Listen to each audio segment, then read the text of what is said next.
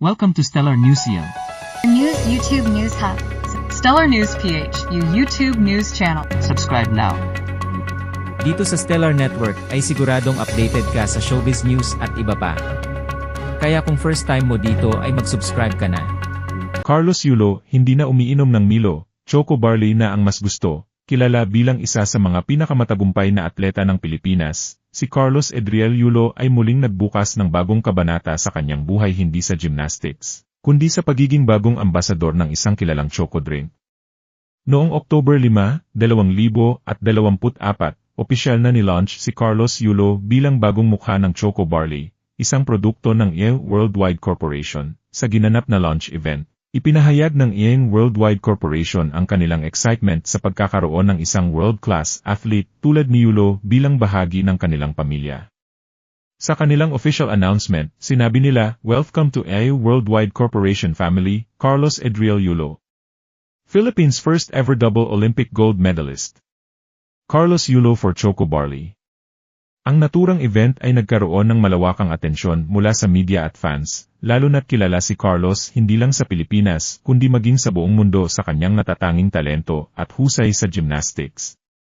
Sa kanyang naging journey bilang isang atleta, si Carlos ay palaging binabantayan ng sambayanan, mula sa kanyang training hanggang sa bawat laban niya sa mga prestihiyosong kompetisyon. Marami ang natuwa sa kanyang bagong endorsement, at kinilala ng mga netizens na mukhang may bagong paboritong choco drink na ang pambato ng bansa.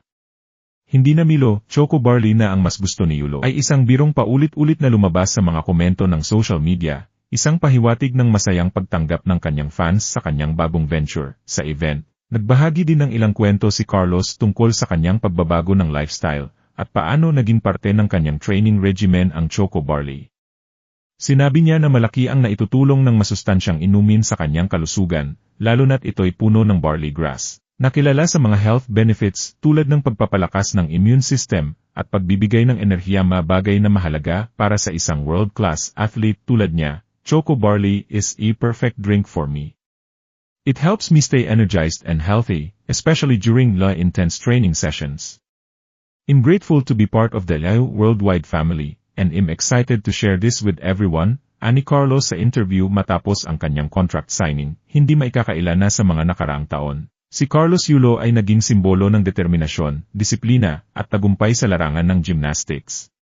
Mula sa kanyang pagkapanalo ng mga medalya sa iba't ibang international competitions, kabilang na ang World Artistic Gymnastics Championships at ang Southeast Asian Games, patuloy niyang ipinapakita na ang kanyang tagumpay ay hindi lamang limitado sa sports. Ngayon, ipinapakita niya na maaari din siyang magtagumpay sa mundo ng endorsements, at ang Choco Barley ang kanyang kapartner sa bago niyang journey. Carlos Yulo, hindi na umiinom ng Milo, Choco Barley na ang mas gusto. Kilala bilang isa sa mga pinakamatagumpay na atleta ng Pilipinas, si Carlos Edriel Yulo ay muling nagbukas ng bagong kabanata sa kanyang buhay, hindi sa gymnastics, kundi sa pagiging bagong ambasador ng isang kilalang choco drink.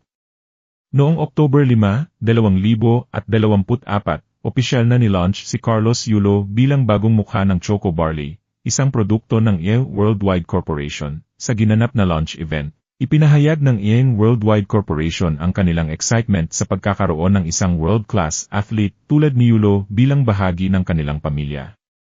Sa kanilang official announcement, sinabi nila, "Welcome to Yale Worldwide Corporation family, Carlos Edriel Yulo. Philippines' first ever double Olympic gold medalist. Carlos Yulo for Choco Barley." Ang naturang event ay nagkaroon ng malawakang atensyon mula sa media at fans, lalo na't kilala si Carlos hindi lang sa Pilipinas kundi maging sa buong mundo sa kanyang natatanging talento at husay sa gymnastics.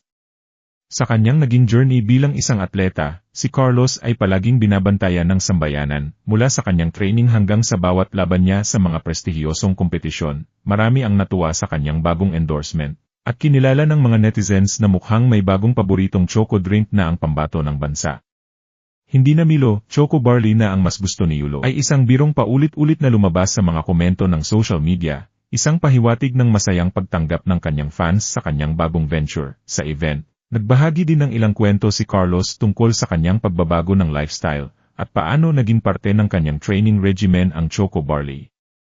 Sinabi niya na malaki ang naitutulong ng masustansyang inumin sa kanyang kalusugan, lalo na't ito'y puno ng barley grass, Nakilala sa mga health benefits tulad ng pagpapalakas ng immune system at pagbibigay ng enerhiya, bagay na mahalaga para sa isang world-class athlete tulad niya. Choco Barley is a perfect drink for me.